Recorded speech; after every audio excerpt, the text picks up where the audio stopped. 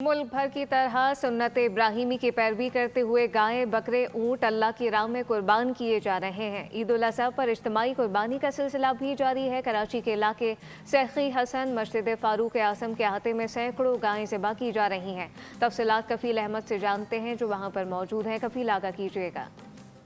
आलम इस्लाम को हज और ईद उल अज़हा मुबारक हो। और मुल्क भर में जहाँ जहाँ इस वक्त जो है वो कुर्बानी का जो सिलसिला है वो जारी है। मैं इस वक्त रिपोर्ट कर रहा हूँ सखी हसन से फारूक आज़म मस्जिद के साथ। इज्तिमाई कुर्बानी का एक सिलसिला है जो कि मेरी कैमरामैन इस वक्त तमाम ये मनाजिर हैं और यहाँ सैकड़ों नहीं बल्कि बहुत बड़ी तादाद में यहाँ जानवर जो हैं वो लाए जाते हैं हर साल और इज्तिमाई कुर्बानी यहाँ की जाती है। इंतज़ामिया के हवाले से अगर हम बात करें तो मौलाना मोहम्मद आसिफ कासमी साहब हैं जिनसे हम बात करेंगे।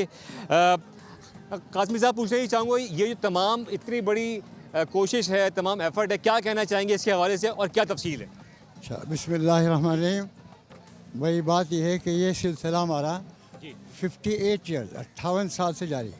यहाँ पर तकरीबन अभी 300-400 गाय होती हैं और तकरीबन 900 के करीब बकरे और अभी तो 2 ऊँट आए हैं और इंशाल्लाह और आ जाएंगे। फिर ये गोश्त की तकसीम का अमल क्या होता है और मुस्तकीन तक जो है वो कैसे पहुँचाया जाता है? अच्छा, इसके अंदर लोग अपना हिस्सा डालते हैं।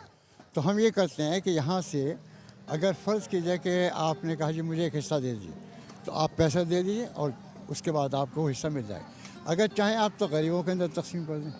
तो अक्सर तकरीबन लोग ये करते हैं कि गरीबों के अंदर लोग तकसीम कर देते हैं। पूरी गाय दे देते हैं? नहीं, गाय नहीं, एक हिस्सा क्योंकि एक गाय में 7 हिस्से होते हैं। जी। कासमी साहब हमारे साथ मौजूद थे जिनका बताना ये है कि 300-400 जो है वो गाय होती हैं और तकरीबन 900 बकरे वो बता रहे हैं कि यहाँ ज़िबा किया जाता है और उसके बाद जो मुस्तहिकीन हैं उनमें ये जो है वो गोश्त तकसीम किया जाता है। और ये एक प्रोसेस है जो कि जारी है कई बरसों से और इस वक्त भी जो है वो यहाँ पर गोश्त की तकसीम का अमल जो है वो जारी है। जी, सब्सक्राइब करें और बेल दबाएं ताकि कोई खबर रह न जाए।